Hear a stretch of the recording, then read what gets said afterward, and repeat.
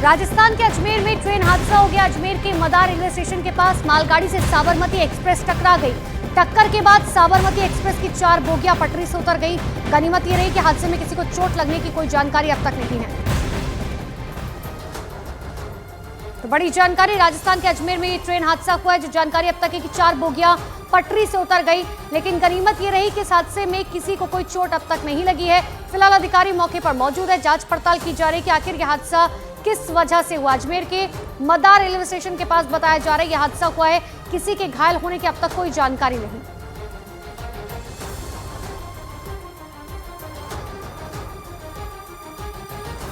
Sabarmati Agra train का इतना मिली कि मदार स्टेशन से पहले 4 डब्बे पटरी से उतर गए।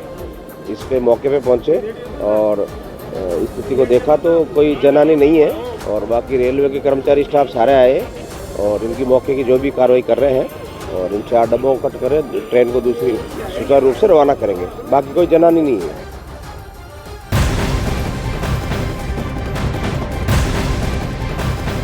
और एक बड़ी खबर आपको बता दें, यूट्यूबर एल्विश यादव को कोर्ट ने 14 दिनों की न्यायिक हिरासत में भेज दिया है।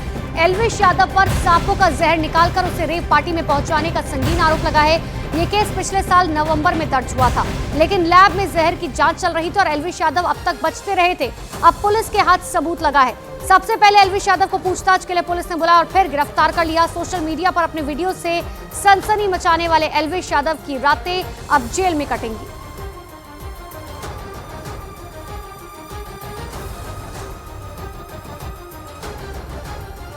डीसीपी हमारे साथ हैं यहाँ पर विद्या मिश्रा जी। सर, पूरा मामला क्या था, किस तरह से गिरफ्तारी हुई है, आज कब बुलाया था पूछताछ के लिए? ये देखिए, पहले से अभियोग पंजीकृत था, इसमें साक्ष्य संकलन की कार्रवाई हो रही थी और एफएसएल की रिपोर्ट के बाद से बुलाया गया था पूछताछ के लिए। पूछताछ में इनके विरुद्ध पर्याप्त साक्ष्य पाए गए। इस साक्ष्य के आधार पर इनको माननीय न्यायालय के समक्ष प्रस्तुत किया जाए। एल्विश यादव हैं, इनके द्वारा रेव पार्टीज में जो स्नेक वेनम्स का प्रयोग किए जाने का मामला प्रकाश में आया था और हमारे रिपोर्ट से भी प्रमाणित हुआ है। उनको माननीय न्यायालय के समक्ष प्रस्तुत किया जाएगा। सर, कितने दिन की रिमांड मिली है आज कोर्ट से? अभी माननीय न्यायालय के समक्ष प्रस्तुत किया जाएगा। सर, एल्विश यादव के पास जो आप लोगों ने जो आपने मटेरियल बरामद किया था सर, और जो जहर बरामद किया था उसकी फॉरेंसिक जांच भी आपने कराई थी, उसमें भी जो चीज़ें आई थी वो जो इनके खिलाफ जाती थी सर? जी, फॉरेंसिक जांच में सारी चीज़ें प्रमाणित थी। जो यहाँ पे बता रहे थे कि किस तरह से एल्विश यादव को गिरफ्तार कर लिया गया है और जो न्यायालय है उसमें उसको पेश किया गया। देखना होगा कि कितनी रिमांड जो है कोर्ट से मिलती है या न्यायिक हिरासत में पहले जो एल्विश यादव जाएगा। लेकिन लगातार अब एल्विश यादव की मुश्किलें बढ़ती नजर आ रही हैं। एल्विश यादव को 14 दिन की न्यायिक हिरासत में भेज दिया गया, लेकिन आइए अब आपको बताते हैं कि आखिर ये पूरा मामला क्या है जिस केस में एल्विश यादव को जेल भेजा गया है।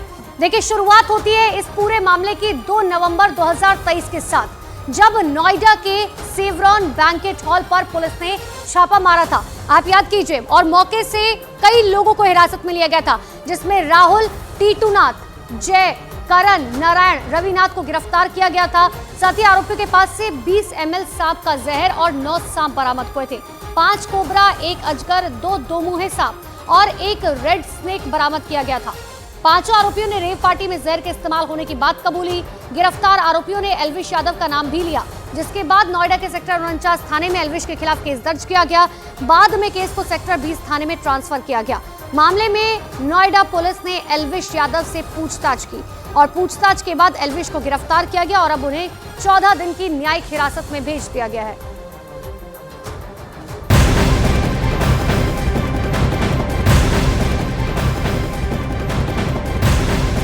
बड़ी खबर, चुनावी बॉन्ड मामले में आज सुप्रीम कोर्ट में सुनवाई हो सकती है। चुनावी बॉन्ड नंबरों का खुलासा नहीं करने पर सुप्रीम कोर्ट ने एसबीआई को नोटिस जारी किया था और आज तक जवाब मांगा था। इस पूरे मामले पर सुप्रीम कोर्ट में सुनवाई हो सकती है। पिछले कुछ दिनों में आपको याद होगा कि जब इस पूरे मामले को लेकर सुनवाई हुई थी, तब किस तरीके से सीजीआई सख्त टिप्पणी करते हुए उन्होंने एसबीआई को कहा था कि आप इतने दिनों से क्या कर रहे थे, और यही वजह है कि ये कहा गया था कि आपको समय पर अब इसका जवाब देना होगा।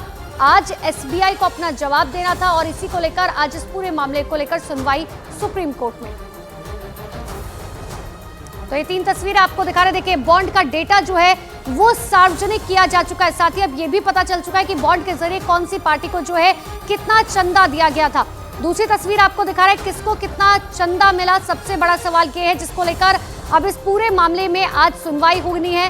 तीसरी तस्वीर में आपको दिखा रहे हैं। सुप्रीम कोर्ट में आज सुनवाई होगी और आज कोर्ट का क्या रवैया होता है, क्या रुख होता है, ये देखने वाली बात होगी, क्योंकि पहले जब सुनवाई हुई थी तो बहुत सख्त टिप्पणी सीजीआई की तरफ से की गई थी।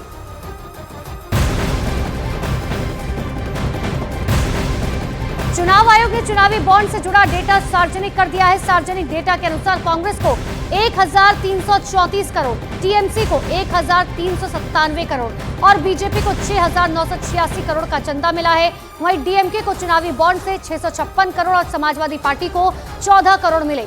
वाईएसआर कांग्रेस को 442 करोड़ का चंदा मिला है। तो ये बड़ी जानकारी आपको दे रहे हैं कि आखिर चुनावी बॉन्ड के बाद ये पता चला है, जो डेटा है वो सार्वजनिक किया गया, कौन सी पार्टी को कितना चंदा मिला है। कांग्रेस की बात करें तो 1334 करोड़, टीएमसी को 1397 करोड़, भारतीय जनता पार्टी को 6986 करोड़, डीएमके की बात करें तो चुनावी बॉन्ड से 656 करोड़, समाजवादी पार्टी को 14 करोड़ और वाईएसआर कांग्रेस को 442 करोड़ का चंदा मिला है। ये हम आपको ग्राफिक के जरिए भी बता रहे हैं कि देखिए किस पार्टी को कितना चंदा मिला। तो चुनावी बॉन्ड की जानकारी सार्वजनिक होने पर भारतीय जनता पार्टी और कांग्रेस एक दूसरे पर हमलावर हैं। जहां बीजेपी चुनावी बॉन्ड को काले धन पर बड़ी चोट बता रखी है, वहीं कांग्रेस ने जनता से बीजेपी को आगामी चुनाव में मुंहतोड़ जवाब देने की अपील की। तो ये तो कौन सी नई बात है भाई, ये बीजेपी के हमारे बैलेंस शीट में है, ये कोई काला धन थोड़ी ना है। ये चेक से लिया हुआ पैसा है, बॉन्ड के दिया हुआ पैसा है, ये हमारे डेटा शीट में है।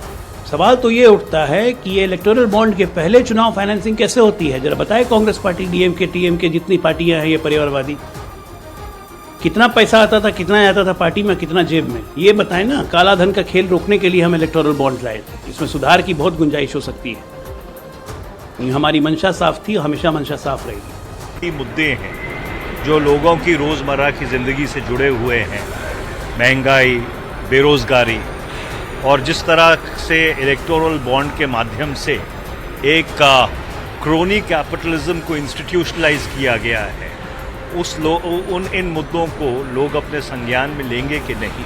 और मुझे पूरी उम्मीद है कि लोग जो वास्तविक मुद्दे हैं जो लोगों को परेशान कर रहे हैं, उनको संज्ञान में लेके अपना फैसला करें।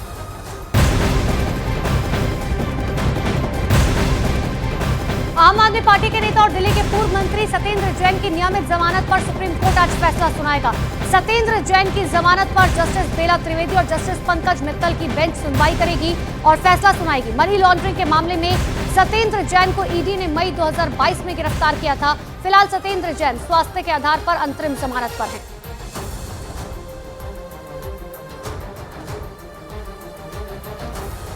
दिल्ली के पूर्व मंत्री सत्येंद्र जैन को कोर्ट ने मेडिकल ग्राउंड पर करीब 9 महीने पहले अंतरिम जमानत दी थी। हालांकि कोर्ट ने सत्येंद्र जैन पर मामलों से जुड़े गवाहों, शिकायतकर्ताओं और आदि पर दबाव डालने, उनसे और मीडिया से प्रत्यक्ष या परोक्ष रूप से संपर्क करने, राजनीतिक गतिविधियों में हिस्सा लेने जैसी कई तरह की पाबंदियां लगाई थी। सुप्रीम कोर्ट ने 26 मई 2023 को सत्येंद्र जैन को इलाज के लिए अंतरिम जमानत पर 6 हफ्ते के लिए न्यायिक हिरासत से छोड़ा था, जो वक्त बढ़ते बढ़ते अब 9 महीने से ज्यादा का हो चुका है। बड़ी जानकारी आपको दे रहा है, सुप्रीम कोर्ट में सुनवाई होनी है कि क्या पूरी तरह से नियमित जमानत जो है सत्येंद्र जैन को मिल पाएगी या नहीं मिल पाएगी, क्योंकि 9 महीने हो चुके हैं जब उन्हें अंतरिम जमानत दी गई थी और मेडिकल ग्राउंड के आधार पर अंतरिम जमानत पर फिलहाल सत्येंद्र जैन है। 6 हफ्ते के लिए अंतरिम जमानत दी गई थी, हालांकि अब 9 महीने का वक्त जो है वो बीत चुका है। अब आज इस बात को लेकर सुनवाई होगी, क्या उन्हें नियमित जमानत दी जाए या नहीं।